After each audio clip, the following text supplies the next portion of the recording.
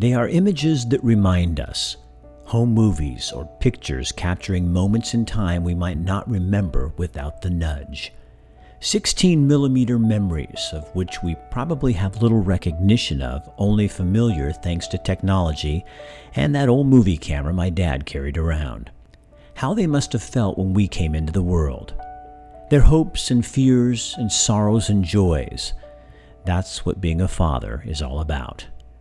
Looking back, we see similarities we missed in real life. Movies tend to blur out what emotions focus on. If only we'd spent more time looking at intent. We are reminded that once they too were young and wild and in love. They had dreams for us. Perhaps we just missed each other and just couldn't or wouldn't see. There are moments I do remember and wish I could go back right there.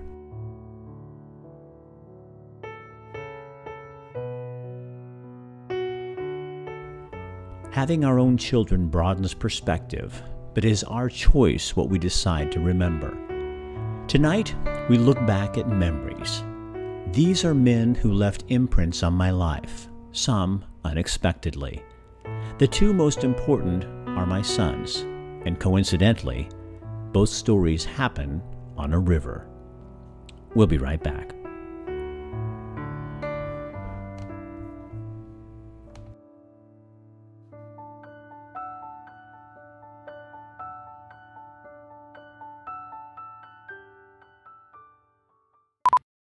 I'm not dead. That sounds like something interesting.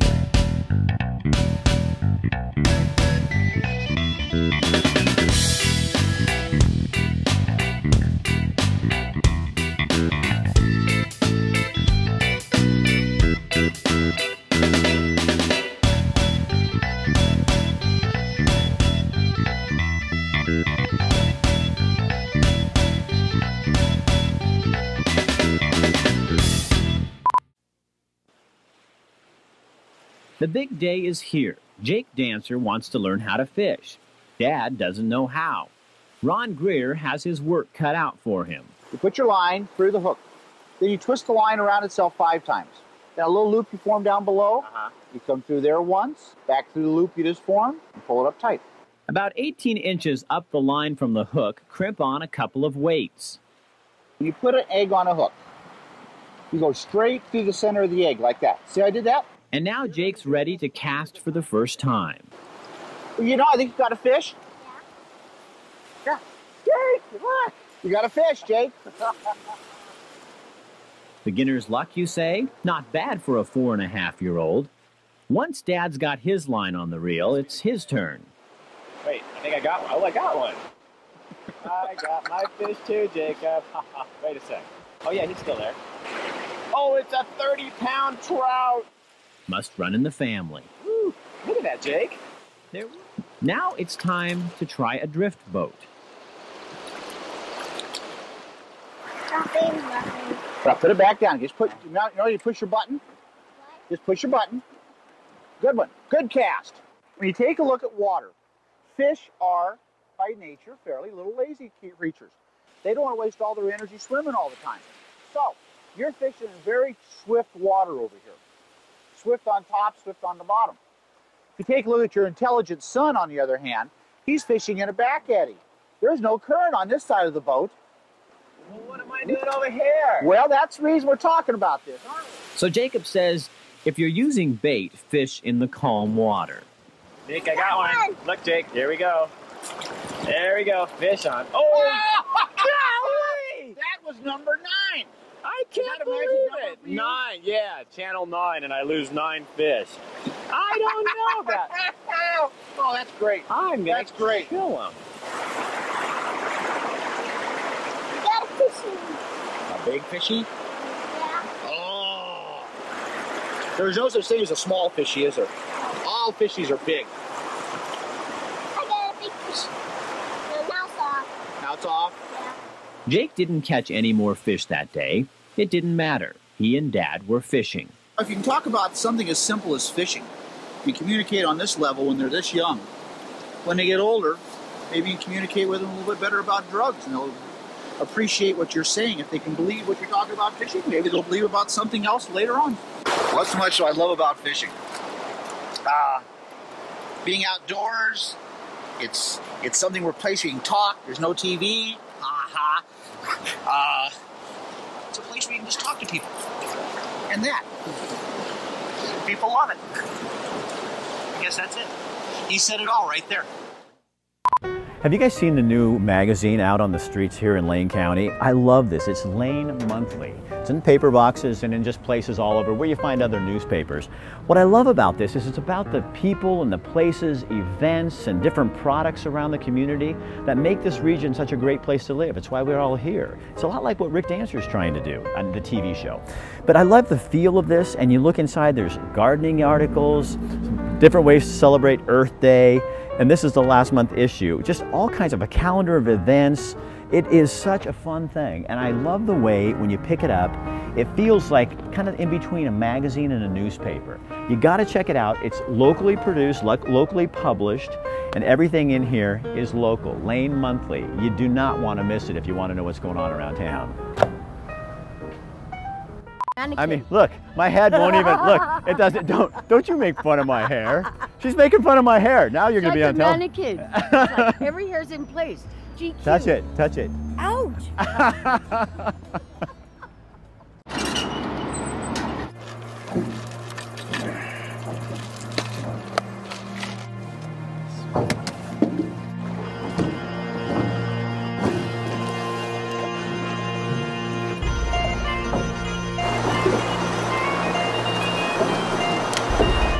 Steelhead up here.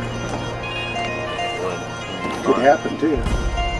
Yeah, when we were talking to a guy the other day, he said he caught his first steelhead right up here.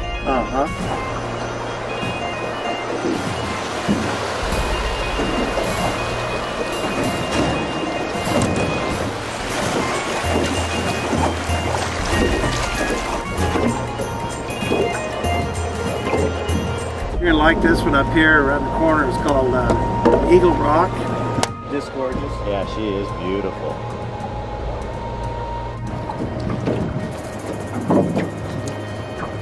You got it? Got it. Oh my gosh, there it is. Woo!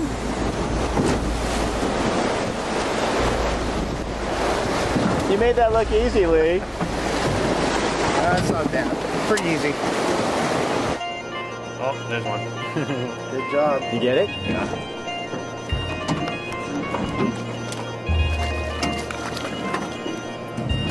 Fat, I mean. Nice one.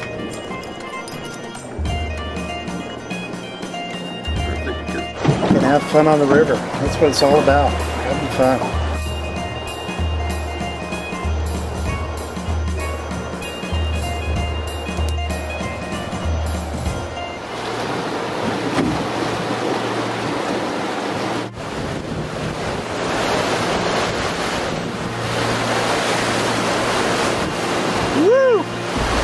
Oh, it's so much fun. It's so peaceful.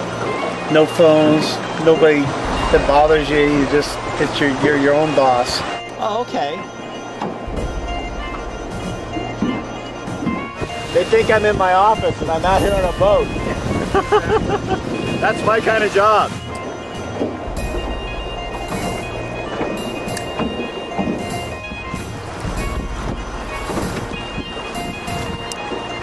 Because Mr. Brown's still in that hole. Mr. Brown is there.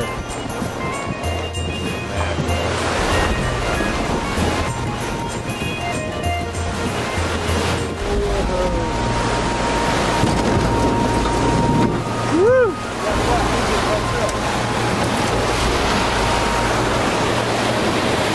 I'm actually out on the river on a Monday. It's all about who you know, too. Yeah, it is who you know.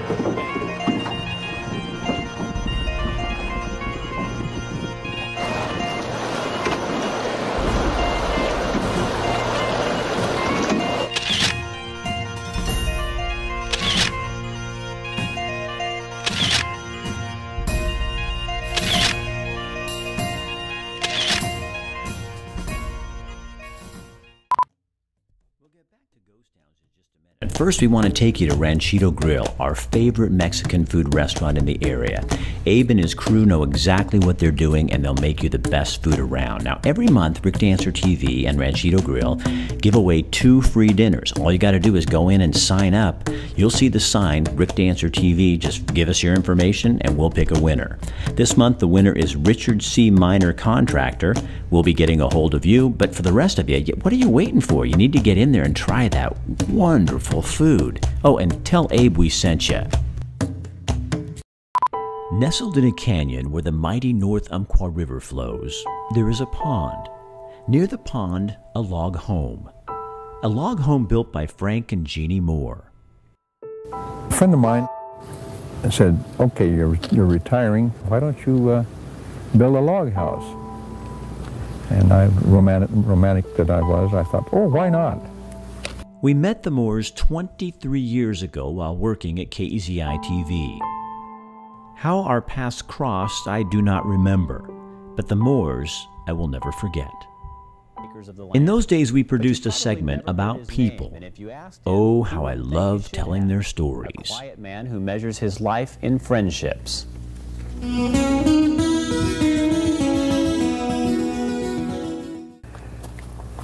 And took a chainsaw and ripped every log flat on top. The log home Frank said he'd never finish, he probably never will. At age 92 and Jeannie close behind at 89, finishing the house is a low priority. I fell in love with a man when I was first date with him. I was 15 years old, and there's just never ever been another man in my life. Jeannie still hangs the clothes out to dry on a line inside or outside, depending on the weather. Frank still has a fish pond stocked with trout. We got everything we need, each other. The pair married 70 years ago. I was shy, and he just doesn't live in a shy world. So I learned, I just exposed to a lot of people and learned how to be a little more open. So I'm pretty open now, anyway. What stress we've had, we were able to ride over the top of it. And, well, both of us, not just me, but both of us. And a lot of that was because of what we gave and received from each other. Frank lost some hair since the first story we did. Mine lost its color.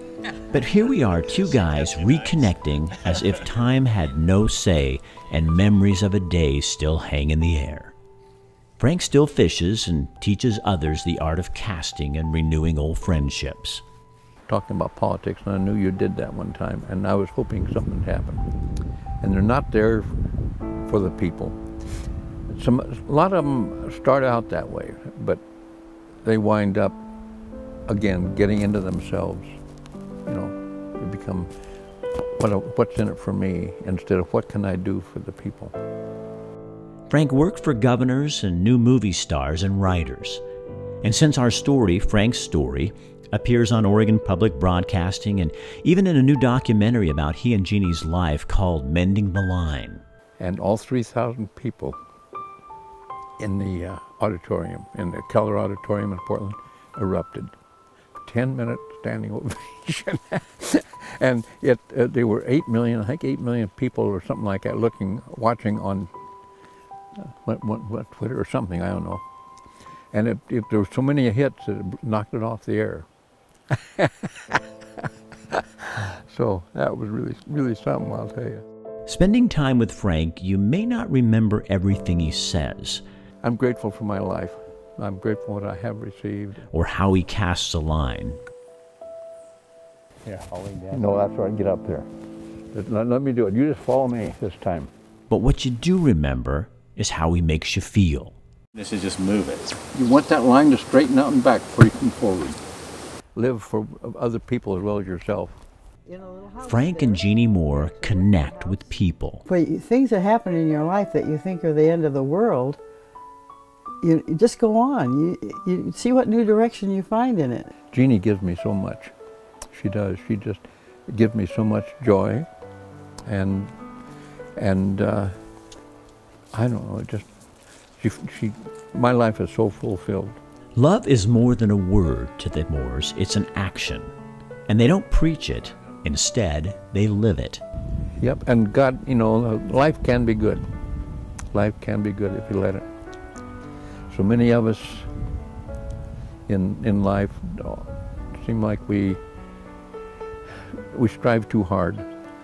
And when we do, sometimes we destroy the very thing that we should be receiving in life. And whether it be in marriage or work or anything else, you do the best you can without killing yourself. I will probably never get to tell another story about Frank and Jeannie Moore, even though Frank says he will live to 110. What would you want to do tomorrow? And I had used just one word: live. Frank understands he's not the author of his life, and endings are in the hands of someone mightier than he. I like a simple life, I'll put it that way. I like a simple life. And out of that simple life, one of the greatest gifts is, as I said earlier, is the gift of friendship. Frank is the first guy to tell you his life isn't perfect, but he's lived a perfectly amazing life. I don't know why I've been so blessed, but I really have been, with a wonderful wife and family, and I've received so many honors that I in my judgment, I haven't deserved. He's lived a full life and done it well. The real gift to his story is to the writer who his story gets to tell.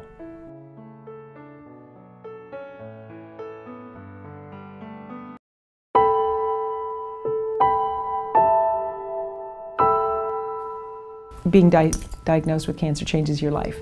Having surgeries, you know, I was just focused on getting through it. I didn't understand the extent of it. It's a long journey. You know, I had limited range of motion, and we had to do a lot of manual work, and I had to do a lot of re-educating my body to do what it was doing before. The doctors are the people that help the patients beat cancer. What we do is we help people get back to living the life that they love. I had no idea, and I was well informed, but as fantastic as my doctors were, I don't even think they understand what happens after cancer. I don't think you can understand it until you go through it. You know, we've developed a niche in taking care of cancer patients. I have never felt so weak and vulnerable my whole life. So to have the physical therapist and the massage therapist and the acupuncturist help me get my strength back, I have no words to describe how grateful I am for that. I think that in some ways, all of us here went through cancer with Mary. Now our staff knows how to really help people physically, and we take care of them emotionally too. And that's a pretty great feeling. Physical therapy and all of the other therapies that we offer here have really helped get me back to living the life I love. And that's what we'll do for you.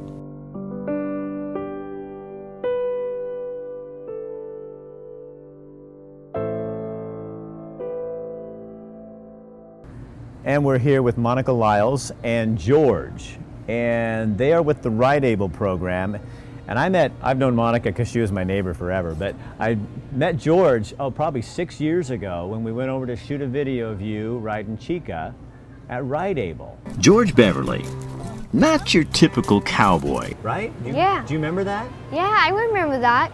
So what do you do now? Because that kind of led you to some new, bigger and better things, huh? Yeah, like gymnastics and archery. So you did gymnastics and now you're doing archery? Yeah. So was Ride Able and the horses pretty fun for you? Yeah, it was very fun. For kids like George with the autism and they're not comfortable in social settings, and so he and his sister actually would come out and ride together, so it was something they could do together because there weren't many things they did well together. But it helped George work on social skills because he wanted to ride, and to ride you have to interact with your horse.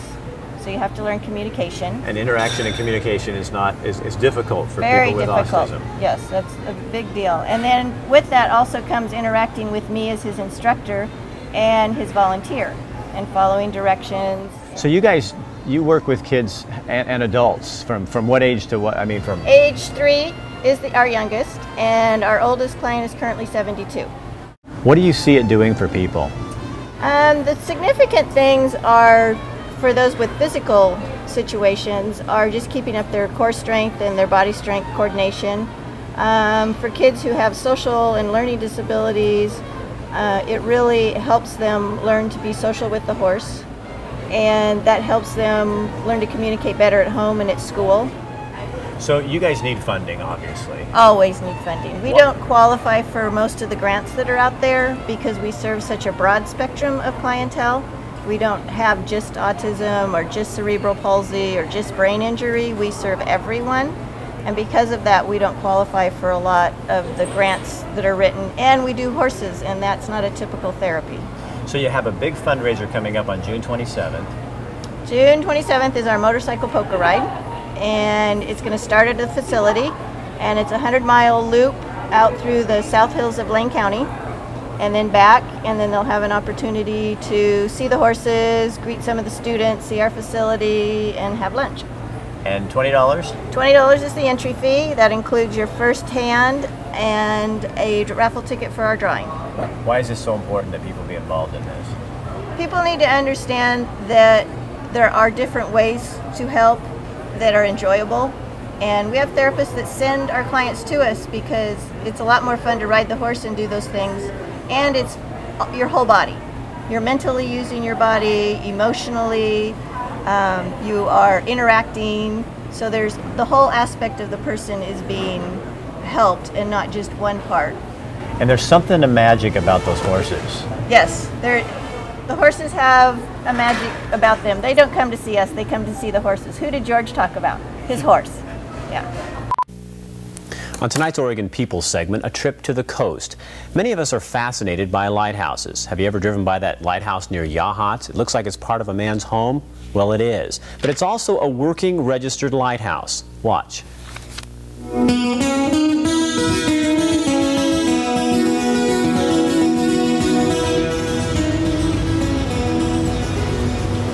This was my dream from the time I was a young man, from the time we first came down to the coast in the 1920s, that someday I would have my little so-called castle on the edge of the Oregon shores. Here on the cleft of the rock, nestled in the shadow of Cape Perpetua, 71-year-old Jim Gibbs found a dark spot to build what has become a light for many.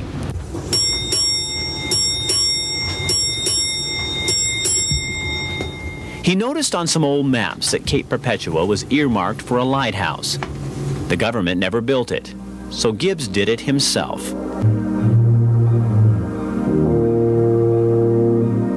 It's kind of a symbol in a way, because lighthouses are in the twilight of age to navigation, so to speak, in this high-tech electronic age in which we live. But they still have a warmth, and they still are very much admired by the general public. And I think there'll always be lighthouses, even though their importance has been reduced. Gibbs knows how important lighthouses were to seafarers of the past. In 1945 and 46, he was a lighthouse keeper on one of the most lonely, isolated lighthouses in the country, Tillamook Rock near Seaside. Gibbs spent his whole life writing about the sea. Not a bad job writing about something you love so much, especially when it's as powerful as the ocean.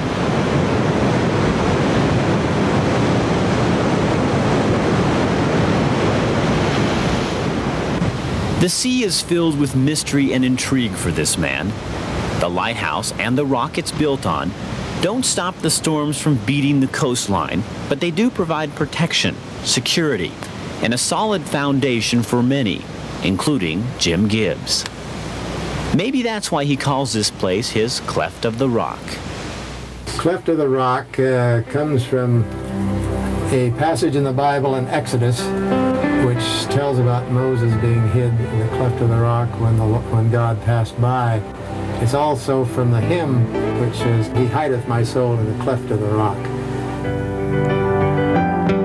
I just give all the credit to the good Lord because I've had a blessed life, so to speak, and it's kind of terminated in exactly what I had planned from the beginning, and He allowed it to be.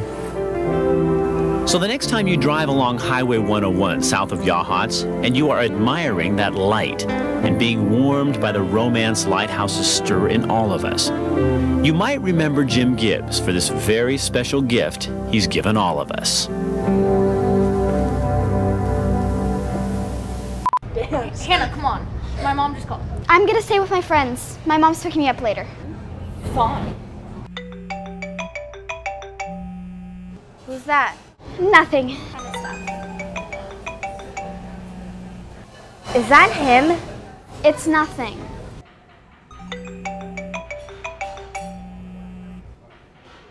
You know, it's kind of creepy that he's texting you over and over again. He knows it. He knows you're with us. Hannah, I'm really worried about you. I really think we should tell someone. Is it a phone or a leash? Hannah, I'm really worried about you.